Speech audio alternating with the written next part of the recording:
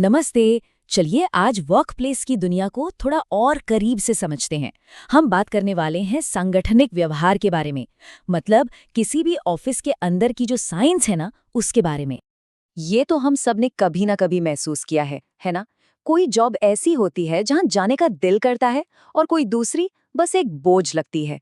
तो आखिर फर्क क्या है इन दोनों में? देखिए, इसका जवाब कोई एक चीज नहीं है, बल्कि कई सारी चीजों का एक मिला-जुला असर होता है।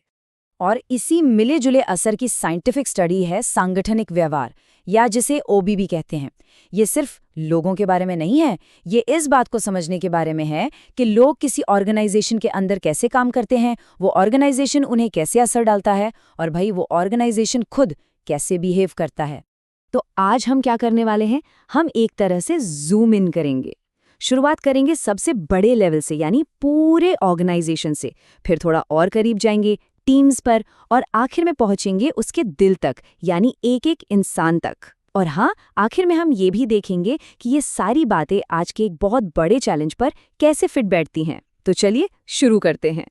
चलिए सबसे ऊपर से शुरू करते हैं। ऑर्गेनाइजेशन। कोई भी ऑर्गेनाइजेशन सिर्फ एक बिल्डिंग या एक नाम नहीं होता। ये एक बहुत ही कॉम्प्लेक्स सिस्टम है।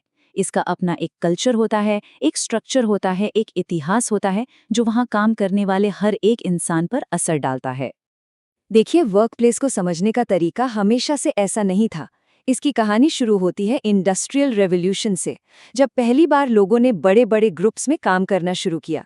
फिर आए फ्रेडरिक टेलर जैसे लोग, जिनका मकसद था हर एक सेकंड से ज्यादा काम निकलवाना। लेकिन फिर 1920 के दशक में हुई हॉथॉर्न स्टडीज, और उसने सब कुछ बदल के रख दिया। पता है क्या पता चला? एक चौंकाने वाली बात सामने आई कि लोगों की परफॉर्मेंस सिर्फ प्रोसेस पर नहीं, बल्कि उनके आपसी रिश्तों और अपनेपन की फीलिंग पर भी डिपेंड करती है। उसी टाइम पर मैक्स वेबर जैसे समाजशास्त्री इस एफिशिएंसी की इंसानी कीमत को लेकर चेतावनी दे रहे थे। उन्हें डर था कि हम ऐसे सिस्टम बना रहे हैं जो लोगों को बस मशीन का एक पुर्जा बनाकर रख देंगे, और ये चिंता आज भी उतनी ही सच्ची लगती है ना? अच्छा, अब जरा एक लेवल नीचे जूम करते हैं। एक बड़े से ऑर्गेनाइजेशन और एक अकेले इंसान के बीच में क्या आता है? टीम्स। टीमें ही वो जगह हैं जहां ऑर्गेनाइजेशन का कल्चर असल में जिंदा होता है और जहां काम असल में होता है। तो क्या चीज एक टीम को कामयाब या नाकाम बनाती है? ये सिर्फ कुछ टैलेंटेड लोगों को एक कमरे में बिठा देना नहीं है। असली सवाल तो ये है, क्या वो लोग खुलकर बात करते हैं? क्या वो किसी असहमति को अच्छे से सुलझा पाते हैं? और सबसे जरूरी, क्या उन्हें साइकोलॉजिकल सेफ्टी महसूस होती है? मतलब बिना किसी डर के अपने आइडियाज शेयर करने और रिस्क लेने की आज़ादी। और अब हम पहुंचते हैं किसी भी ऑर्गेनाइजेशन के बिल्कुल सेंटर में, एक इंसान। हर एक एम्प्लॉय अपने साथ अपनी एक अलग सोच, अपनी भावनाएं और अपने व्यवहार का एक पैटर्न लेकर आता है, जो हर चीज पर असर डालता है। पर्सनालिटी का मतलब सिर्फ ये नहीं है कि कोई इंट्रोवर्ट है या एक्सट्रोवर्ट। इसका मतलब उन गहरे और स्टेबल पैटर्न से हैं जो ये तय करते हैं कि कोई इंसान प्रेशर को कैसे हैंडल करता है, दूसरों के साथ मिलकर कैसे काम करता है, और बदलावों पर उसका रिएक्शन कैसा होता है। पर्सनालिटी को समझने के लिए रिसर्चर्स अक्सर बिग 5 मॉडल का इस्तेमाल करते हैं, जिसे ओशन के नाम से भी जाना जाता है। जैसे मान लीजिए, जिस इंसान में कॉन्शियसनेस या कर्तव्य निष्ठा ज्यादा है, वो शायद डेडलाइन फॉलो करने और डिटेल पर ध्यान देने में बहुत अच्छा होगा। वहीं दूसरी तरफ जिसमें ओपननेस ज्यादा है, वो नई नई स्ट्रैटेजी बनाने में माहिर हो सकता है।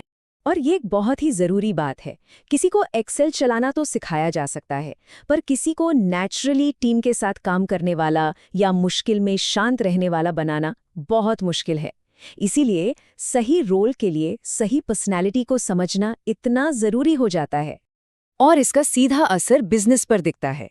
जब लोग ऐसे रोल में होते हैं जो उनकी पर्सनैलिटी को सूट करता है और उन्हें एक सपोर्टिव माहौल मिलता है, तो वो सिर्फ ज्यादा खुश नहीं रहते, वो काम में ज्यादा इन्वॉल्व होते हैं।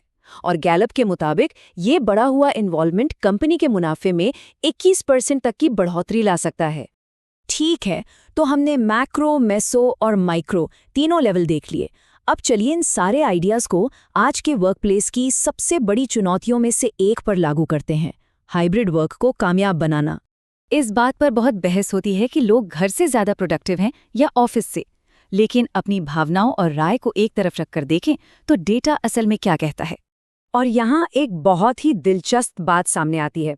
बड़ी बड़ी स्टडीज से ये साफ हो गया है कि परफॉर्मेंस के मामले में चाहे कोई हाइब्रिड मॉडल में काम करे या हफ्ते के 5 दिन ऑफिस आए, कोई खास फर्क नहीं पड़ता। मतलब सीधी सी बात है, काम तो हो रहा है, चाहे वो कहीं से भी किया जाए। लेकिन जैसे ही हम प्रोडक्टिविटी से आगे बढ़कर देखते हैं, एक बिल्कुल अलग कहानी सामने आती है। परफॉर्मेंस तो भले ही वैसी रहे, लेकिन एम्प्लॉय के अनुभव में जमीन आसमान का फर्क आ जाता है। हाइब्रिड एम्प्लॉयज ज्यादा संतुष्ट होते हैं, उनके नौकरी छोड़ने के चांस कम होते हैं और वो एक बेहतर वर्क लाइफ बैलेंस महसूस करते हैं। और जैसा हमने देखा, ये चीजें लंबे समय में सीधे सीधे परफॉर्मेंस पर असर डालती हैं। तो लीडर्स इसे सही कैसे करें? रिसर्च कुछ साफ साफ बातें बताती है। पॉलिसीज को लेकर ट्रांसपेरेंट रहें। कामयाबी को इस बात से ना नापें कि किसने कितने घंटे काम किया, बल्कि इस बात से कि क्या नतीजा निकला। और सबसे जरूरी बात, भरोसा बनाएं। कर्मचारियों की निगरानी करने के बजाय उन्हें सपोर्ट करना ही कामयाबी की कुंजी है। तो कुल मिलाकर ये रहा किसी भी वर्कप्लेस को समझने का एक पावरफुल फ्रेमवर्क। बड़ी तस्वीर से शुरू करें, ऑर्गेनाइजेशन का कल्चर कैसा है, फिर टीम्स पर जूम इन करें, वो आपस में कैसे काम करती हैं, और आखिर में लोगों को समझें, कौन सी चीज़ उन्हें मोटिवेट करती है। इस बारे में सोचिएगा ज़रूर। जैसे लोगों की पर्सनैलिटी होती है, वैसे ऑर्गेनाइजेशंस की भी होती है।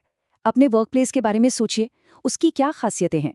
क्या वो बहुत कॉम्पिटिटिव है या मिलजुल कर काम करने वाला, बहुत स्ट्रक्चर्ड है या फ्लेक्सिबल?